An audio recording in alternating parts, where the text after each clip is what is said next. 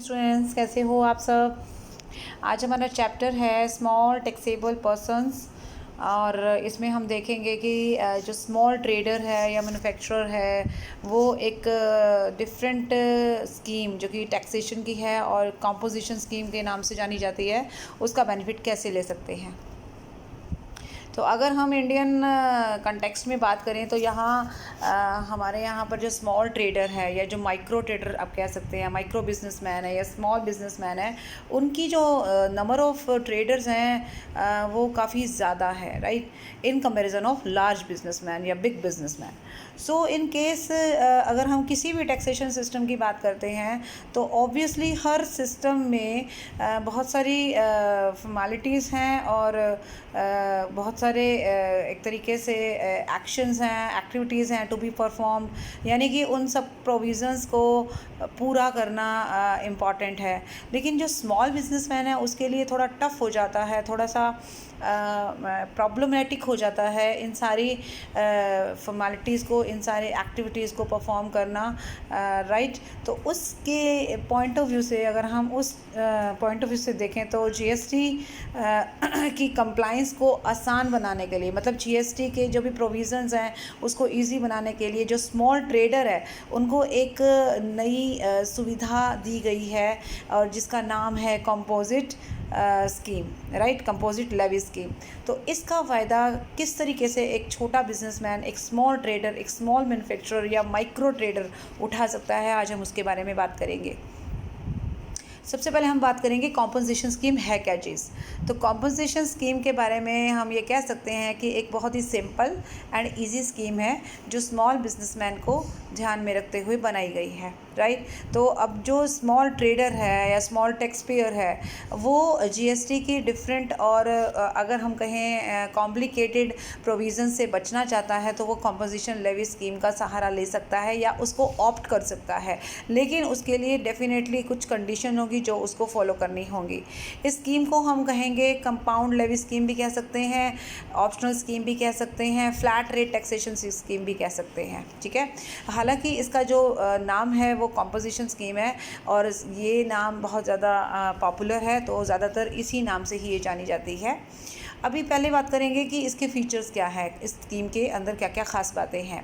सबसे पहले हम बात करेंगे एलिजिबिलिटी की, यानी कि कौन कौन ऐसे लोग हैं जो इसका बेनिफिट ले सकते हैं। डेफिनेटली बेनिफिट कोई भी ट्रेडर ले सकता है, लेकिन एक सबसे मेन कंडीशन ये है कि उसका जो टर्नओवर है, उसकी जो सेल है, जो एग्रीगेट सेल है या टर्नओवर है, वो एक पर्टिकुलर लिमिट से ऊपर नहीं जाना चाहिए। अगर वो पर्टिकुलर लिमिट से ऊपर चला जाता है यानी एग्जीड कर जाता है तो आप उस कंपोजिशन स्कीम का बेनिफिट नहीं ले पाओगे। दूसरी बात है टैक्स रेट की। तो डेफिनेटली इस स्कीम को अडॉप्ट करने के पीछे जो मकसद है वो एक तो बहुत सारी फॉर्मेलिटी से बचना है, प्लस में जीएसटी के नॉर्मल रेट्स से भी बचना है, क्योंकि जीएसटी के जो रेट्स हैं वो कंपोजिशन स्कीम में बनाए गए या अपनाए गए रेट्स से काफ़ी ज़्यादा हैं। तो obviously under composition scheme rates are very low in comparison of normal GST rates. तीसरी जो मेन बात है that is not eligible for input tax credit. तो जो लोग कंपोजिशन स्कीम लेना चाहेंगे या ऑप्ट करना चाहेंगे उनके लिए एक तरह से बुरी खबर यही है कि उनको इनपुट टैक्स क्रेडिट नहीं मिलेगा।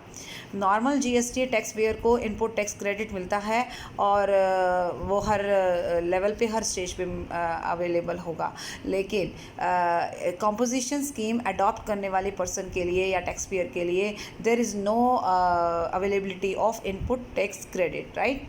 Next is applies to intra state supplies, यानी कि इस स्कीम में आने के लिए सबसे मेन चीज़ ये भी है कि आप इंटर स्टेट सप्लाई नहीं कर सकते, आप इंपोर्ट एक्सपोर्ट नहीं कर सकते, आप सिर्फ एक स्टेट के अंदर ही अपने गुड्स एंड सर्विसेज को सप्लाई कर सकते हो। यानी सप्लायर जो है वो इंट्रा स्टेट सप्लाई से ही काम चलाएगा, वो इंटर स्टेट पर नहीं जाएगा, यानी उसकी सप्लाई, उसकी जो गुड्स एंड सर्विसेज की सप्लाई है वो एक स्टेट से दूसरे स्टेट में नहीं होनी चाहिए, ना ही इंपोर्ट एक्सपोर्ट में उसका कोई इन्वॉल्वमेंट होना चाहिए।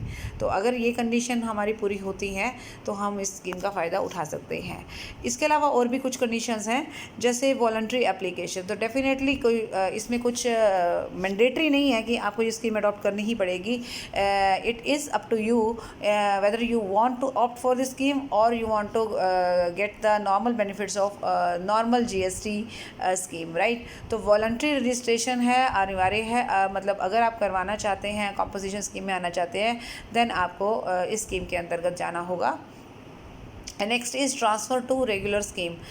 मान लीजिए अगर आपका टर्नओवर उस पर्टिकुलर लिमिट से क्रॉस कर जाता है तो आपको वापस उसी नॉर्मल जीएसटी टैक्स रिजीम में जाना होगा, रेगुलर स्कीम में ही जाना होगा, क्योंकि कॉम्पोजिशन स्कीम की एलिजिबिलिटी आपकी ख़त्म हो चुकी होगी. सिंप्लीफाइड कॉम्प्लाइंस, तो डेफिनेटली इस स्कीम के अंतर्गत जो कॉम्प्लाइंस है, जो प्रोविज़न्स की पूरा करना है, वो एक तरीके से बहुत ही सिंपल है. इसमें आपको सेल्फ असेसमेंट टैक्स पे करना, सेल्फ असेसमेंट किया जाएगा टैक्स के बारे में, और क्वार्टरली बेसिस पर 18th of the month succeeding such quarter, her quarter के फिनिश होते ही नेक्स्ट मंथ का आपको 18 तक जो है ये एक अपनी रिटर्न भरनी होगी, राइट. मतलब क्वार्टरली बेसिस तो आपको टैक्स पे करना होगा और इसकी रिटर्न हमको भरनी होगी till 30th April for the previous year, right. जिस तरीके से इनकम टैक्स में आप देखते हैं तो रिटर्न करने की जो डेट है वो डिफरेंट प्रोसेस के लिए डिफरेंट मानी जाएगी. तो यहाँ पर ये है कि आपको हर क्वार्टर में सेल्फ असेस्ड टैक्स पे करना होगा और 18th उसका टाइम है, क्वार्टर के एंड होते ही नेक्स्ट मंथ का जो 18th होगा, और उसके अलावा 30th अप्रैल तक आपको इसकी रिटर्न भरनी होगी. Bill of supply not tax invoice, मतलब क्या है, जीएसटी का अगर नॉर्मल सिस्टम आप अडॉप्ट करते हैं तो आपको टैक्स इनवॉइस देना होता है, लेकिन अगर आप कॉम्पोजिशन स्कीम में आएंगे तो आपको टैक्स इनवॉइस की बजाय बिल ऑफ सप्लाई प्रोवाइड करना होगा. तो टैक्स पेयर के लिए ज़रूरी है कि वो बिल ऑफ सप्लाई, यानी जब भी वो गुड्स एंड सर्विसेज की सप्लाई करेगा तो वो बिल ऑफ सप्लाई प्रेजेंट करेगा. तो ये सारी क्या हो गए हमारे, these are the main eligible conditions for a person, for a tax payer to adopt और to opt for the composition scheme, right. अब इसके बेनिफिट्स और ड्रॉबैक्स देख लेते हैं हम. Benefits and drawbacks of registering under GST composition scheme, यानी कि अगर हम जीएसटी कॉम्पोजिशन स्कीम में जाते हैं तो हमारे लिए क्या क्या तो ड्रॉबैक्स हैं और क्या हमारे लिए बेनिफिट्स हैं. तो सबसे पहले हम बात करेंगे बेनिफिट्स की. बेनिफिट्स की में बात करेंगे कि लिमिटेड कंप्लाइंस है, तो हमारे लिए बहुत ज़्यादा प्रॉब्लम्स नहीं हैं, बहुत ज़्यादा कॉम्प्लिकेटेड नहीं है, बहुत सिंपल सा. हमने हर क्वार्टर में एक अपना टैक्स भरना है और एक रिटर्न आपको फर्निश करनी है, ठीक है. तो नॉर्मल जीएसटी के कंपैरेटिवली इस टैक्स सिस्टम में आपको फॉर्मेलिटीज़ या प्रॉब्लम्स कम देखने को मिलेंगी. Next is limited tax liability. तो टैक्स के जो रेट हैं वो नॉर्मल टैक्स रेट से कम हैं, यानी जीएसटी के नॉर्मल टैक्स रेट से कम है, इसलिए इसमें ये भी बेनिफिट आपको रहेगा. हाई लिक्विडिटी, तो डेफिनेटली जब आप टैक्स कम पे करेंगे तो आपके जो फंड्स हैं वो आप सेव कर पाएंगे और उसको बिजनेस में री इन्वेस्ट कर पाएंगे. तो that is also a good point to adopt this scheme. Now we will discuss about the drawbacks of registering under this scheme. Limited territory for business. Limited territory का मतलब आपका जो एरिया है वो लिमिटेड हो गया. अब उन्होंने आपको इंटर स्टेट बैन कर दिया, उन्होंने आपका इंपोर्ट एक्सपोर्ट बैन कर दिया. आप सिर्फ एक स्टेट के अंदर ही सप्लाई कर सकते हो. No credit of input tax, ये भी एक अपने आप में ड्रॉबैक है कि आपको आईटीसी की बेनिफिट नहीं मिलेगा. नो कलेक्शन ऑफ टैक्स, आप बायर से you are not allowed to recover such tax from buyer. सबसे बड़ा प्रॉब्लम ये भी है. नॉर्मली जीएसटी हम जब भी जीएसटी की बात करते हैं तो seller is going to collect the tax from buyer, but in this case supplier is not allowed to collect the tax from buyer, right. And the last one is penal provision. तो जो भी penalties वगैरह हैं और इस तरीके की थोड़ी सी रहेंगी जब अगर इन प्रोविजंस को फॉलो नहीं करते, तो वो भी अपने आप में थोड़ी सी प्रॉब्लम क्रिएट कर सकती हैं. तो these were the main benefits and drawbacks for of this scheme. Now next point is applicability of composition scheme. Composition scheme की एप्लीकेबिलिटी कैसे रहेगी, तो बहुत सारी चीज़ें तो आपको क्लियर कर दी. कुछ कंडीशंस आपके दिमाग में सेट हो गई होंगी कि किन किन परिस्थितियों में हम कॉम्पोजिशन स्कीम को ले सकते हैं. तो दो बातें आपको ध्यान में रखनी है इस स्कीम को अडॉप्ट करने के लिए। सबसे ज़्यादा ज़रूरी है, एक तो पर्सन का रजिस्टर्ड टैक्सेबल पर्सन होना चाहिए, यानी जो भी पर्सन कॉम्पोजिशन स्कीम अप्लाई करना चाह रहा है तो उसको रजिस्टर्ड होना अनिवार्य है। दूसरी बात, उसका जो टर्नओवर है वो एक लिमिट के नीचे होना चाहिए। ठीक है, अब इसको हम एक एक करके आगे डिफाइन करते हैं। सबसे पहले आ जाते हैं रजिस्टर्ड टैक्सेबल पर्सन की। तो जिस पर्सन की हम बात कर रहे हैं जो कॉम्पोजिशन स्कीम को अप्लाई करना चाहता है, लेना चाहता है, उसके लिए ज़रूरी है क्या क्या, कुछ कंडीशन है आप उसको चेक कर सकते हैं। Number 1, not engage in non taxable supply of goods. तो ऐसी कोई भी गुड्स सप्लाई नहीं करेगा जिस पर ऑलरेडी टैक्स नहीं लगता, मतलब वो एग्जेम्प्टेड हैं। अगर कुछ गुड्स जीएसटी के दायरे से बाहर हैं और आप उनकी सप्लाई कर रहे हैं, then you are not eligible to adopt this scheme. Number 2, not making interstate outward supplies. तो ये तो क्लियर हो गया कि आप इंटरस्टेट सप्लाई नहीं कर सकते, आप सिर्फ इंट्रास्टेट सप्लाई कर सकते हैं। ठीक है, okay. Now next point is not supply goods through ECO। This is ECO का मतलब है इलेक्ट्रॉनिक कॉमर्स ऑपरेटर। तो आपको ECO के थ्रू कोई सप्लाई नहीं करनी है। ECO के थ्रू जो सप्लाई करते हैं तो उसमें जो ECO है वो कलेक्ट करता है tax. that person is required to collect the tax at source. So in this case you can't supply your services through ECO. तो अगर आप ECO के थ्रू गुड्स और सर्विसेज सप्लाई कर रहे हैं then you are not eligible to adopt this scheme. ठीक है, okay, right. Okay, next point पे चलते हैं। Fourth point is not he is not manufacturing notified goods. देखिए, कुछ गुड्स हैं जो आपको मैन्युफैक्चरिंग नहीं करनी। अगर आप उन गुड्स की मैन्युफैक्चरिंग में इन्वॉल्व हो then you are not eligible. वो कौन कौन सी गुड्स हैं? Ice cream, right, pan masala, tobacco. तो इन गुड्स की मैन्युफैक्चरिंग करने वाले लोगों को इस स्कीम का कोई बेनिफिट नहीं मिलेगा क्योंकि इस स्कीम में वो लोग एंटर नहीं हो सकते, राइट। अब दूसरा जो पॉइंट आ रहा है, जो हमने बात करी, एक तो रजिस्टर्ड टैक्सेबल पर्सन की, और उस पर्सन में ये खास बातें होनी चाहिए। नाउ दूसरा पॉइंट क्या था? Aggregate turnover. तो मैंने क्या बताया कि आपको कंपोजिशन स्कीम अगर लेनी है तो there are main 2 conditions. Number 1, एक तो रजिस्टर्ड टैक्सेबल पर्सन जिसके ऊपर ये सारी बातें लागू होंगी, और दूसरा आपका जो टर्नओवर है वो एक पर्टिकुलर लिमिट से नीचे होना चाहिए। ठीक है, तो इस सारी जो भी टेबल है इसको मैं आपको बहुत इजीली इस डायग्राम से समझाने की कोशिश करना चाहती हूँ। इस पर हम चेक कर लेते हैं। ये ऊपर के कॉलम पे अभी हम नहीं जाएंगे, पहले हम इसकी लिमिट चेक करेंगे। तो what is the limit of annual aggregate turnover? ठीक है, एग्रीगेट टर्नओवर क्या होगा इसके बारे में हम बाद में बात करेंगे, लेकिन सिर्फ आपको नाम याद रखना है। एग्रीगेट टर्नओवर मतलब टोटल ऑफ योर टर्नओवर यानी सेल। तो अब इसमें कुछ चीज़ें हम ऐड करेंगे, कुछ चीज़ें हम लेस करेंगे, लेकिन वो चीज़ हम बाद में देखेंगे। फिलहाल मैं आपको बताने जा रही हूँ कि एग्रीगेट टर्नओवर आपके कितने अमाउंट तक होनी चाहिए, उससे ज़्यादा नहीं होनी चाहिए। तो यहाँ हमने बांट दिया है अपने कुछ गुड्स को इस तरीके से, जैसे अगर आप मैन्युफैक्चर कर रहे हैं गुड्स, डीलर हो आप या रेस्टोरेंट चला रहे हो लेकिन अल्कोहल सर्व नहीं कर रहे हो, तो आप लोगों के केस में हम 2 पार्ट्स बांटेंगे। स्पेशल कैटेगरी स्टेट्स होंगे और रेस्ट ऑफ इंडिया होगा। यानी स्पेशल कैटेगरी स्टेट्स में आप ये देख सकते हो 8 स्टेट्स इधर हैं और 3 स्टेट्स इधर हैं। ठीक है, लेकिन जो 8 स्टेट्स हैं, 8 स्टेट्स में 75 लाख हैं। ये 8 कौन कौन से हैं आपके सामने लिस्ट है। Arunachal Pradesh, Manipur, Meghalaya, Mizoram, Nagaland, Sikkim, Tripura and Uttarakhand, right. In these cases, in these states, if you are living और आप अपना बिजनेस कर रहे हो और आप कंपोजिशन स्कीम में जाना चाहते हो, तो आपका टर्नओवर 75 लाख से ऊपर नहीं होना चाहिए। अगर आप इन 3 स्टेट्स में काम कर रहे हो तो आपका टर्नओवर 1.5 करोड़ से ऊपर नहीं होना चाहिए।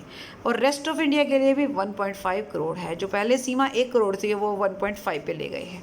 फिर से क्लियर करें, अगर आप मैन्युफैक्चरिंग में हो, गुड्स की डीलर हो, या फिर आप रेस्टोरेंट चला रहे हो बट अल्कोहल इस्तेमाल नहीं कर रहे हो, then there are some special category states which are 11 in total. 8 पर है हमारा 75 लैक्स, 3 ये स्पेशल कैटेगरी स्टेट्स हैं, इनके ऊपर है 1.5, रेस्ट ऑफ इंडिया में भी 1.5 है। हमारे दिमाग में ये बात ज़रूर आएगी कि जब दोनों के केस में 1.5 है तो इनको इकट्ठा क्यों नहीं कर दिया। इकट्ठा इसलिए नहीं किया क्योंकि इन स्टेट्स को स्पेशल कैटेगरी स्टेट्स माना जाता है, इसलिए उनके बारे में अलग से मेंशन करना ज़रूरी था। अब आ जाती है बात सप्लाई की। अगर आप सिर्फ सर्विसेज या गुड्स के साथ सर्विसेज सप्लाई कर रहे हैं देन 50 लाख तक की लिमिट है। पहले सर्विसेज को कॉम्पोजिशन स्कीम में ऐड नहीं किया गया था, सिर्फ ये बात गुड्स पर लागू हुआ करती थी, पर अब सर्विसेज को भी ऐड कर लिया गया है। नाउ जो लोग सिर्फ सर्विसेज सप्लाई करते हैं वो लोग भी कॉम्पोजिशन स्कीम का बेनिफिट ले सकते हैं, लेकिन उनका टर्नओवर 50 लाख से नीचे होना चाहिए या 50 लाख तक होना चाहिए। तो इस टेबल से आप समझ गए होंगे कि हम किस बारे में बात कर रहे हैं। ठीक है, तो अभी हम आगे चलते हैं एंड दैट इज़ कहाँ पे थे हम, यस सॉरी, हाँ एग्रीगेट टर्नओवर की हम बात करते हैं। अब जैसे कि अभी मैंने ऊपर आपको एक कॉलम छुड़वाया है, तो पहले तो हम ये देखेंगे कि एग्रीगेट टर्नओवर का मतलब क्या है। एग्रीगेट टर्नओवर को मैं यहाँ करवाने के बजाय आपको इस टेबल पे लेके जाना चाहूँगी और यहाँ आप इसको अच्छे से समझ पाएंगे। तो एग्रीगेट टर्नओवर का मतलब क्या है। एग्रीगेट टर्नओवर का मतलब, ध्यान से देखिएगा, value of all taxable supplies. जितनी भी सप्लाई आप करते हो टैक्सेबल होनी चाहिए, यानी कोई भी एग्जेम्प्टेड नहीं होनी चाहिए, लेकिन इसमें से कुछ चीज़ें आपने हटानी है। क्या? Value of inward supply. Inward supply का मतलब वो सप्लाई जो आपने जैसे आप जो इनपुट यूज़ करते हो, तो ऑब्वियसली इनवर्ड सप्लाई जो आपके पास इनपुट आया है, यानी कि आपको किसी ने सप्लाई किया है, दैट इज़ इनवर्ड सप्लाई। ठीक है, on which tax is payable by a person on reverse charge basis.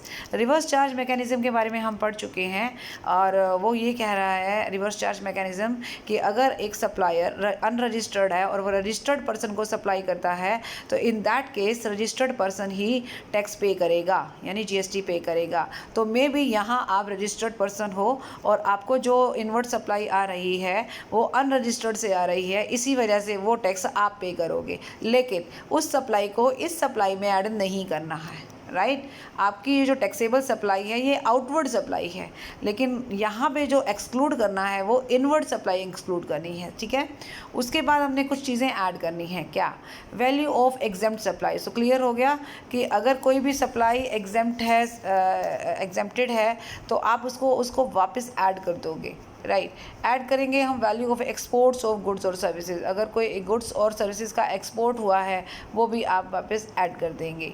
उसके बाद है ऐड करेंगे हम वैल्यू ऑफ इंटरस्टेट सप्लाई। आप ये देख सकते हो कि ये तीनों चीज़ें ऐसी हैं, एक तो एग्जेम्प्टेड सप्लाई है, एक एक्सपोर्ट है, एक इंटरस्टेट सप्लाई है। ये वो चीज़ें हैं जिनके ऊपर कॉम्पोजिट स्कीम लागू होती ही नहीं है। ठीक है, इन तीनों को हमें ऐड कर देना है।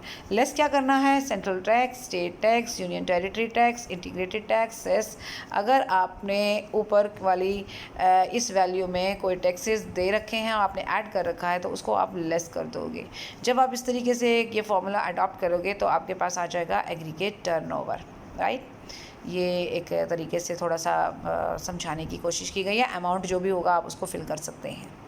तो इस टेबल के अकॉर्डिंगली हमें पता लग गया कि एग्रीगेट टर्नओवर हम किस तरीके से निकालते हैं। नाउ यहाँ तक हम अपना इस वीडियो को ख़त्म करते हैं। नेक्स्ट वीडियो में हम आगे की बात करेंगे।